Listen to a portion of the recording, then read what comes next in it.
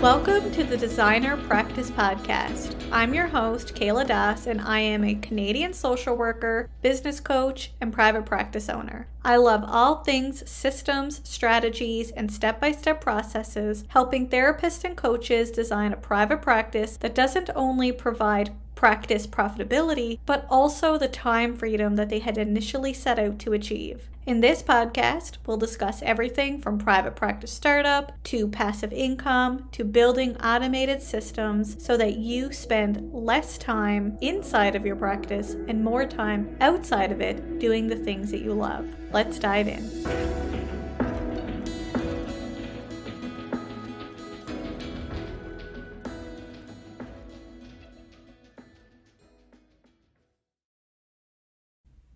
Have you been looking for quick templates to help you with starting or growing your therapy or coaching practice? Whether you're looking for practice startup forms, branding kits, a consultation script, or a step-by-step process for writing effective therapist directory profiles, I have you covered. Instead of starting from scratch, check out my Designer Practice digital template shop on Etsy to find templates that best fit your practice needs. If you're not yet in the market for purchasing digital templates, follow my shop on Etsy so you don't miss a thing. Head on over to the Designer Practice digital template shop at designerpractice.etsy.com. That's designerpractice.etsy.com. Welcome back to the Designer Practice Podcast, and I'm your host, Kayla Das. If you've been listening to my podcast for a while, you know that I believe that passive income is the key to flexibility and freedom. And that's because it allows you to spend less time in one-to-one sessions and more time helping people while increasing profits. However, there's one piece of the formula that we can't ignore. It's actually the most important part of any successful passive income stream. And that is having people to hear your message and, of course, purchase your services. You can make the best digital course or create the most well-crafted blogs or even run the most helpful group. But without people knowing that you or your services exist, you won't make any money from doing it. But then I see people internalize the lack of revenue as an issue with them or their service, and they actually just give up, when in fact it's an issue with visibility, and building an audience can help you with that. People can't buy what they don't know exists. And that's why I'm super excited for today's guest. I'm sitting down with Christine Campbell Rapin, business mentor and owner of Clear Acceleration Inc., to discuss the foundations of building an audience that creates visibility and consistent client growth. Hi, Christine. Welcome to the show. It's so great to have you here today. I'm excited to be here. Thank you for the invitation. Yeah, so please introduce yourself, where you're from, and tell us a little bit about what you do and who you work with. Absolutely. So I am Christine. I am a Canadian, and I actually have an interesting story because I've lived in 5 countries, 30 cities, some more than once. And I knew from a young age that I would be an entrepreneur. I did not know what it would look like, but the quest of being a great entrepreneur eventually led me to constantly being invited for coffee because people kept saying, tell me how it is that you're able to build a business. And my first business, I built 1 hour a day and still spend weekends in the mountains with your family. And I said, well, I treat my business like a business. And I didn't realize there's a lot of people struggle with some of those fundamentals. And so that led me to the coaching business I have now. I'm a business mentor who helps service-based entrepreneurs create predictable client growth with the clients they want to serve and be well paid on that journey. Amazing. And just for clarity, you're actually here in Alberta too, aren't you? I am here in Alberta, just outside of Calgary. So let's get down to business. First of all, why is it important to build an audience when we're scaling a private practice? I think most people haven't understood the simplest business fundamental, which is your business will be built on strangers. And nobody tells you that when you start. And so whether you think you had a good network to start with, pretty soon you realize that the network you maybe have isn't enough to support a profitable practice, or it's simply a recognition, wow, I don't know how to create this. And until you can learn how to make friends with strangers and build relationships that become clients, you will always struggle. And I tell people business is actually elegantly simple. It is not effortless. But until you realize that you must build an audience, it feels like treading water. And often you feel like you're drowning. No, I agree. And when we think of, say, passive income streams, whether it's digital courses, blogs, membership, even one-to-one sessions, sometimes we think we can just build something and people will come. And long are the days that that's the case. And I Mhm. often hear people say, I know so and so who's have a practice and they don't have an audience and they're thriving. And they've built those relationships, they've built the connections, they've created the reputation, right? The positive reputation that people are talking about them. And that's Mhm. really what you're talking about, isn't it? Absolutely. It's about market awareness. This is where that piece comes down to. You cannot be the best kept secret and see a successful business. And a lot of people say, I call it the Kevin Costner Field of Dreams business strategy, build it and they will come. Except for you don't have that reality unless you're the 1%. The rest of us, the other 99, have a field of crickets. And we're wondering, well, what happened? And I said, we were so focused on building the fundamentals of equipping maybe the practice or getting our ducks in a row with staff that we forgot to realize the number one ingredient we started with to actually see the successful delivery is actually the audience. And Business 101 shortcut is go to a market that is already seeking and turn their awareness towards you. If you can do that really well, predictably, consistently, you will not struggle for client growth. The problem we will have is people will do this, I would call you in a hokey pokey fashion, one foot in, one foot out. And I said, you know what? That's the highest amount of energy you're going to spend. And you'll burn yourself out. That's why we get overwhelmed. That's why we struggle. But if we can recognize, build awareness every day in your journey, it's smaller bits of work that create a long-term, that 20-year-old business that says, it's easy for me. I don't even know why they keep showing up. And it's all those little things, that 1%, the dominoes that start to fall. But if you're early in your business, you have to be intentional about creating those dominoes, building that awareness, and being intentional with where are you taking people on the journey. That's an excellent point. One of the things that I hear from private practice owners, again, whether it's one-to-one sessions or whether it's passive income, is the fear of putting themselves out there. So tell me how you've mentored or supported people through that fear, or maybe even imposter syndrome, because that comes up a lot too. Mm-hmm. I think the first thing to remember that to be successful in business simply requires that you be a human in business. And I think we don't give ourselves permission to be human. That's where the imposter gets in. Someone is better. They know what they're doing. I can't possibly compete. And it spins around.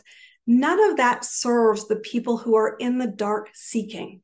And if you can simply understand that your number one goal as a business is to serve at the very highest level those that are in the darkness, it's time to put down the heavy weights of your own internal chatter and say, if I just realized they don't want me to be perfect, in fact, they would resent it. They want you to be flawed. They want you to be human. They want you to be relatable. And your only priority is to be human and show up in the darkness. It is a free pass that makes it possible to make mistakes and still make an amazing business. And the person on the other side is so grateful for the fact that you had the courage to show up for them. Their needs were more important than yours, that honestly, it's such a beautiful beginning. And the more beautiful beginnings you can have, the more passive income you can create, the better business you can create. And honestly, it starts to feel like a lot more fun because we as humans desire connection more than anything else. Right now, none of us are being served by the imposters. And I would invite you to show up as human. It gets a lot easier if you just do that for yourself. I always tell therapists that therapists are the best marketers. And the reason is because they are actually in this to help people. So building those relationships, building those connections are easy for them. So when we think of passive income streams and practice growth, what are some ways that therapists and coaches can start building an audience? Well, the first thing is to understand that it is about finding the right audience. And I said the shortest path is to think, what is your audience seeking? Because in every economy, every economy, people are seeking. And the question is, what are they seeking for? What is the result that they are seeking? And the world today of the digital space means that they're often Googling, they're going to their local book club. They'll be finding their girlfriends around a coffee shop or the sports arena and saying, I need an answer or a solution because the band-aids I've been using are not holding water anymore. And I am in risk of the pattern and I need a break. So I like low tech high touch, especially for people that are in a people-centered business, because people will do business with people. And so they need to see you as a person. So I like experiential things, speaking, networking, and events. And remember, when you're doing that, it's the goal is not, hi, this is my business. It is, hi, I'm a human being and I want to connect to you. What's going on in your world? And if appropriate, you can say, you know what, sounds like there might be a problem there. Would you be interested in knowing what's on the other side if you didn't have it? And then take the journey with them. But what's really important is to recognize it doesn't have to be expensive.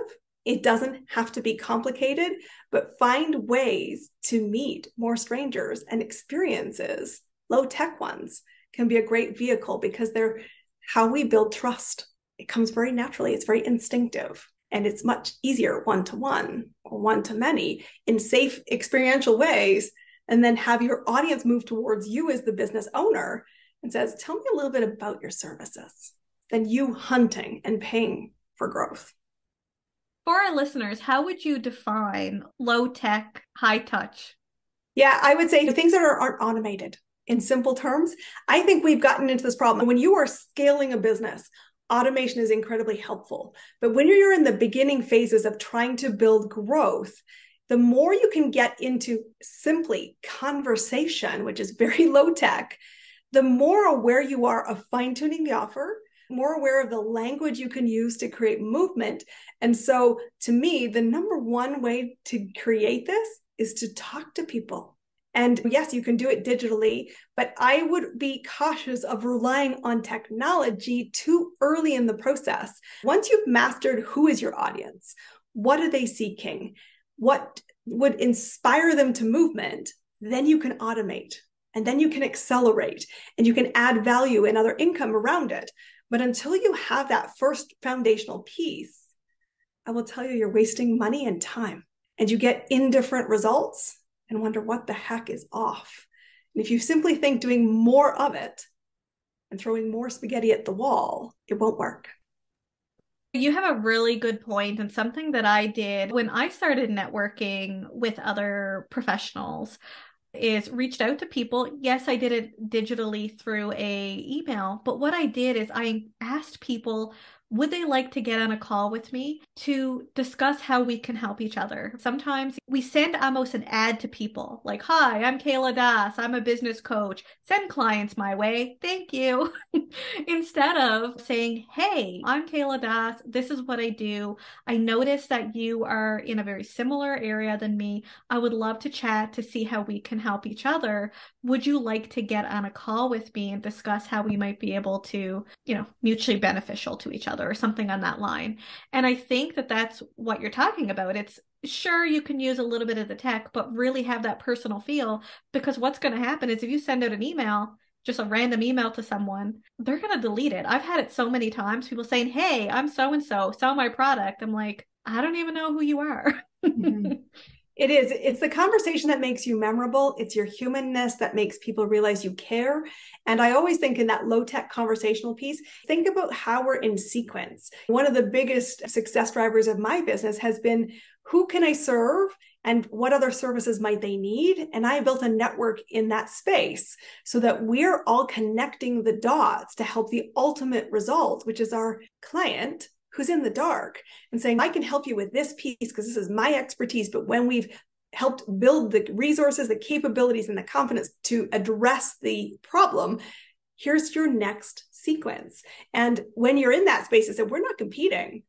We're actually giving a great client experience. So let's figure out how we could co-create. And I said, it starts by saying, I have no set expectation. I'm not horse trading. I'm not networking in a hit and run capacity. I'm saying, how could we both provide a better experience? And how can we both create value for our businesses on the journey together? And when you start to have that, if you are open-minded, it is amazing how quickly you can accelerate and scale. And I said, that's when it starts to feel effortless. If you're intentional about it, it won't happen if you hide behind your screen. Yes, you can connect on a digital platform, but the initiator must be, we could do something more together. Yeah, that makes complete sense. So From your experience, what have you seen to be the most successful predictor or predictors of future revenue or client growth in businesses or practices? This one's really simple. And I think it's so important that you keep this top of mind because it's so easy to get distracted by all the other things that people are telling you are essentials, and they're not. They're noise. Two things predict your revenue over the next 90 days. And most businesses work on a 90-day cycle. And so you need to know that the success you have in your business today is from previous activities. The effort you take today will create future client growth and revenue. So there are two. Number one is how many people know about you. So that's the whole visibility piece. If they don't know about you, you cannot expect to have a business in growth. That's why I tell my clients, if you have great growth, still 50% of your time has to be on this. If you are not yet having a full practice, 70+% of your day focuses on this, which blows lots of people's minds. And I said, don't worry, it doesn't have to be that you have to meet 1,000 people for coffee, but it is about in front of more people, more ways, more often, and being intentional that that is not optional, because new people is how growth is created. And you must always be watching your net new client growth, because some clients will move on. And you need to have a pipeline of people moving towards you and selecting you as the must hire. So that's number one. Number two is that it is about how many offers you made. If you are not actually presenting a service, a program, something with a result and value, and particularly where the value is exponentially more than the investment, you won't see the income. If you don't have offers, you have a hobby, and that's awesome, but you might go broke. And so just be mindful that those two things you have to be tracking, you have to be aware of. And anytime my business starts to soften, I go back and ask myself, how many new people did I meet and how many relationships am I developing, both potentially for collaboration, but also for client growth? And two, how many offers am I making? And if I'm not making the offer, you have to be clear you made it. If it's something like, I think I did, but I'm not sure, then no, you did not. So make sure you have a very clear ask and an invitation and the opportunity to say to your client, are you ready to move forward? And have a clear process, ideally one that's systemic so that you can repeat it and give the same experience to onboard them and get them moving in the right direction to the result they're seeking. I feel the vibes out there in the listener world. And those two things are things that some listeners struggle with: being visible, putting themselves out there. And second, now I need to pitch myself or pitch my services. What would you say to those listeners that are feeling that uneasiness hearing that right now? What advice would you have for them? If you've ever struggled with the legal stuff in your business, I have two words for you: legal templates. Corinne Boudreau, a Canadian lawyer and business owner of Online Legal Essentials, sells affordable, downloadable legal templates for therapists, coaches, and course creators. From the Regulated Health Practitioner Legal Template Pack to the Coaching and Course Creator Package to website privacy policies, she has it all. So why not just purchase pre-made templates to avoid all the unnecessary legal headaches? Head over to Online Legal Essentials by checking out kayladas.com/online legal essentials. As a special bonus, use the coupon code EVASPARE10, that's EVASPARE10, to receive a 10% discount off any of Corinne's digital template products. Go ahead, check out Online Legal Essentials today. Now back to our episode. I totally get it, because all of us probably did just take a visceral step back going, oh my God, is that really what it's going to take? Yes, it is. And you can learn this skill. It does get easier with practice. But the first thing to recognize, it's not about you. If you have faith and trust in your capabilities and you're clear on the ability to deliver a predictable result, then you just need to know that the first thing someone does when they say, tell me what it is that you do and what does it cost to work with you, the investment level, they are saying to you, I have trust in your capabilities and your ability to lead me to the result. So you need to take that as a given and park that overwhelm and imposter syndrome in the back row. What's really important is you shift and say, it's not about me. And a simple way you do that is, what is the result you're seeking? And why do you believe I can guide you there? And you need to ask that because one, it will first reaffirm so you know, yes, they have a good understanding of me and I'm comfortable making an offer because it's a match. And if it is not, you can clearly say you're not the right client for me and refer them to somebody else because that will happen too in your business. But you get to choose your clients. Remember that. So if you ask, tell me what result you're seeking. Two, why do you think I can help guide you to it? And you have a lane to go in. I'm going to encourage you, lead it and say, okay, to get that result, the package or the program looks like this. This is the next step. Are you ready to move forward? And handle anything if it comes up, but it probably won't because they've told you why they're already in that place to make a decision. And remember that once you have that conversation, they trust you to be the guide. And when you have that moment, it doesn't have to be perfect. The offer can be sloppy. The first time you do it, your bracing might be all over it. You might be all over it. But remember where we started. They want you to be human.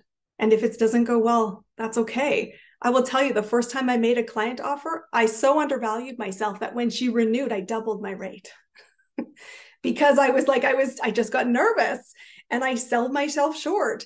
And she's like, I see so much value for sure. I'm going to pay that. So just remember, we don't do it perfect, but we do get better at it the more often we do it. And as we're in that conversation, we're listening to fine-tuning ways where people say there's value on the table. You might not even see them yet, but that will help you every other time after that you make the offer because patterns will appear. And they'll appear because you were visible with a message that was resonating and the right people are moving into your room to say, tell me what it's like to work with you. And then it starts to be so much easier because you're not chasing or hunting or paying for growth. The right people are finding you because you're visible with a result that they're seeking and they have confidence in you as the service provider. And it's awesome when it happens. And it does. One thing that I've took from this is really that relationship building. And again, going back to therapists, I think we're the best marketers. Sometimes we sell ourselves short, but that relationship building, putting our clients first, and that's really what you're saying. You're saying not necessarily pitch your services, but pitch the results. And therapists and coaches are in there to help. And now it's about building those relationships, putting yourself out there, and having people know that you exist. And it comes down to trust. Trust is the most important, and without it, no offer gets made and no offer gets accepted. And I always say when we reach that moment, sometimes it happens by surprise and sometimes you know it's coming, but it's by asking the question, why do you trust me? And having honestly the courage to listen to the result. Because in the world, you're right, of therapy, it's that it's easy to be of service. But remember, they don't need you. They want the result. They're choosing you as the must hire to help guide them to that result. There's something very specific about you, your humanness, your way you bring it all together that is unlike anything else in the market. That's why your practice will boom. It does not need to be like anybody else's. And in fact, a poor copy doesn't serve you at all. So it's starting to own that piece. And it is hard. I will tell you, it's one of the hardest things to do on your own is to see your own value. But working with other people, listening to other people, being open-minded to having, what is it you see when you look at me? Why do you trust me? What's unique to me? Ask that question. It will be so illuminating. And then once you just own that and saying, I don't stand on a soapbox saying I am pontificating that I'm awesome. This is why they trust me.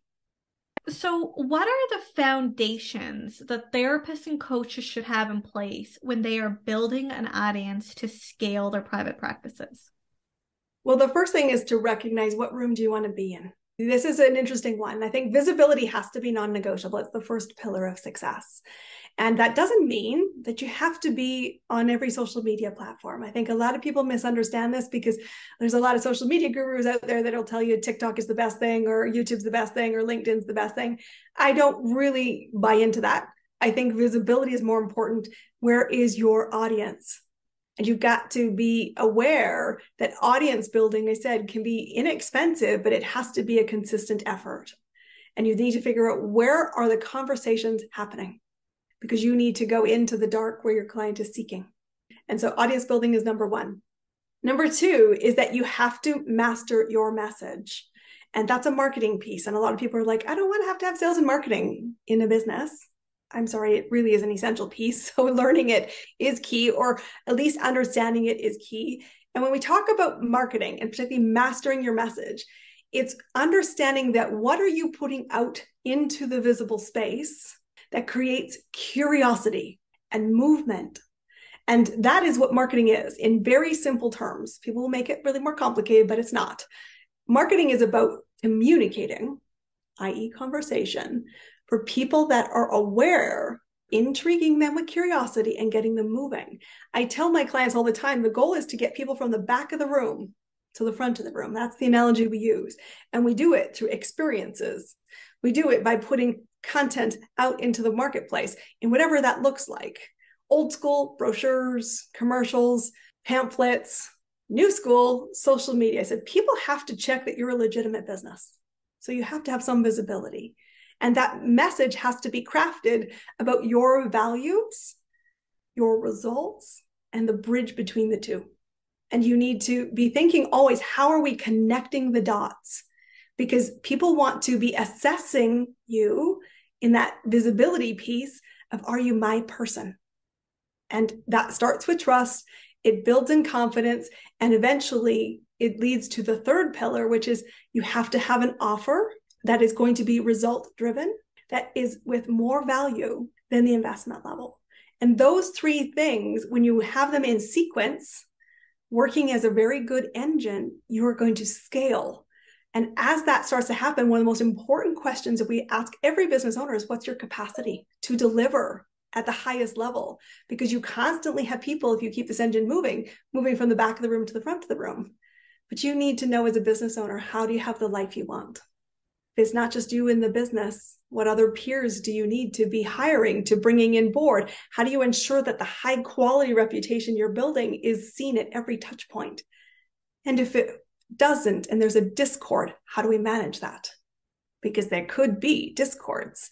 And I said that first impression is a really important one to be checking through conversation, by having the courage to ask for feedback and to truly saying, am I serving the people I really want to be serving? And if we're not, and that happens, I just be candid, I don't think businesses talk about that enough. Sometimes we have to fine tune saying, I've made a very successful business, but I'm not sure it's the business I wanted. Now what do? I said, you know what, you get to choose your business. So then you have to go back to those foundations, fine tune the audience, fine tune your offer, fine tune who you're calling, and be constantly seeking, what rooms do you need to be in as the business owner? And what rooms will you find your audience? And if you're not in the right room, it is your number one responsibility to go back to the fact that two things drive your business: people you're meeting in the offer, and change something. The sooner you change it, the better off your business will reflect the life you want. Something you said there that goes into some of the teachings that I share, niching your practice. And even if you don't niche your practice, when you go into passive income, it's niching your services and what you're putting out in the world. For instance, one of the reasons why I'm so successful in the therapy and coaching world is because I serve therapists and coaches. There's lots of business coaches out there, but people want to be with people who are specializing in those specific areas, or in a specific area that they need help with. And as private practice owners, it's important to acknowledge our values, both personally and professionally. And how does that translate into the offers or the products or even the blog post or podcast episodes, whatever we are doing? How does that translate into that? Because it's always client first. It's always what they need and what they want to see changed as a result of working with you. What's really absolutely true about that is niching to me isn't necessarily industry or age or demographics. I mean, there's some elements in that, yes, but it isn't the real nut of the issue. What it is the intersection point. What is it, the intersection point that you want to serve? Because as a private practice, I think one of the things you might be thinking about is, I want to specialize in this component, the intersection point. But you might create a whole practice with all multiple of intersection points. But where you need joint ventures or where you need other players is they will serve in another intersection point. You just happen to bring the umbrella to the table. And the umbrella can be where you create that passive income. But the important thing is to not lose sight of, this is the piece that fills my cup. Because I said, my number one goal when I'm mentoring people, I said, I want you to have the life you want. What's the capacity? What's the piece that feels like fun? What's the piece that's totally illogical that you want to retain just because it feels like the way you contribute? And it feels incredible to do it. It's not always the rational decision. We're saying stay with it because it feels like oxygen for you. Well, let's do that. And then let's collaborate and put other things in sequence where someone else gets lit up on areas you don't. Because you might serve an incredible result by working together. You've already touched on this, but working with people that you love to work with. We all came in to be therapists or coaches for our own story, our own reasons. And although, of course, that can change over time, it doesn't mean that we feel driven or motivated to work with every single person. We're usually motivated or driven to work with specific people, right? Mm-hmm. Maybe someone that we have been, maybe our former selves. Maybe it's a loved one who had been through a specific issue or concern, and we want to help others experiencing that issues. Or maybe it's that we've worked in agencies before and we just found that what drives us. But it doesn't mean that in private practice, you have to work with everyone. I think it often comes down to that's where I tell my clients, we hit pause. Is this really what we were wanting to create? And it comes down to slowing down to get an honest reflection. Just because you can serve them doesn't mean you want to, and you want to have a business around it. And that's okay. Trust me when I tell you that you do not need to serve the 8 billion people on the planet. You can make a very successful private practice serving a small group of people that are going to say, you're my person because you're human, you understand my journey, and I feel like safe space has been created in your practice. I think fear comes down to it. Often I'm fearful of niching. Trust that when you are identified for the results, your clients will find you. They're in the audience seeking. They'll be aware of you. They'll start to move towards you. Sometimes we run out of patience and think it's not happening just because it's not happening yet. Check, are we calling the right people? Stay the course. Not everyone's ready to buy today. So you must stay in the lane of visibility and trust that somebody needs you because they're looking for the result and you're the right guide. I love that. So inspirational. So do you have any tips, strategies, or advice to help therapists and coaches wanting to start building their audience beyond the things that you've already touched on? The first thing you can do is go within your peer group and start asking, what rooms are you in? I sometimes think we have to find our way, our whole way by ourselves. And it's just not true. One of the most effective questions I ask when I'm out networking to other people in my peer community is, where are you playing these days? So that you can start to see a world beyond what maybe you already know. And as you start to have awareness to the world beyond the walls you already know, it's up to you to say, let me go be curious to learn about it. And if it feels like an opportunity to, again, fine tune your message or meet new people, it might be a priority you can set in your timeline. So I always ask people in my network, what room should I be in? What room are you in? Where are you finding momentum? And be open-minded because it might not be where you think. This is such great information. So you also have a podcast too, don't you? I do. Can you tell us a little bit about your podcast and what listeners could expect if they decided to tune in? Yeah, absolutely. My podcast is called Amplify Your Marketing Message. And it came about for two reasons. We've talked about them today. Number one, I really wanted to see more businesses create success. And people kept coming to me saying, I don't know what to say and who to say it to. And I started to realize they kept saying, well, it's marketing. And I said, okay, we need to certainly figure that out because they're foundations to create momentum. And so the podcast was created for business owners to help them figure out how can they meet more people, more ways, more often? How do they understand the tools in the sequences of marketing to create scale? And so on the podcast, it was also an opportunity for me as a business owner to build that sequence of people that are connected to the clients we serve so that when we're in a position saying, I'm great with the clarity piece, I will help you build the foundations. But when you're ready for the tech and you're ready to go up the tech scale, well, here's who can help you with YouTube. Here's who can help you with taking your courses and making them intellectual property protected, and you can start scaling them on a global level. This is me walking my talk in the very best way. You'll find tips, strategies, resources, and an awesome group of people that if you need services, don't go to the book of Google, who only will be driven by good SEO. Go find somebody who's really great in business and go spend a time having conversation with them. Maybe they'll be able to help. Amazing. So to listen to Christine's podcast, Amplify Your Marketing Message, check out kayladas.com/Christine Marketing Podcast.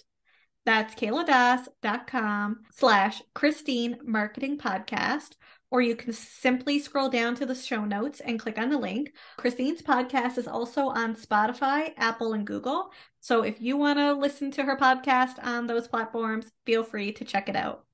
Christine, thank you so much for sitting down with us today and sharing this valuable information and insights about building an audience. Absolutely my pleasure. Thank you, everyone, for tuning into today's episode, and I hope you join me again soon on the Designer Practice Podcast. Until next time, bye for now.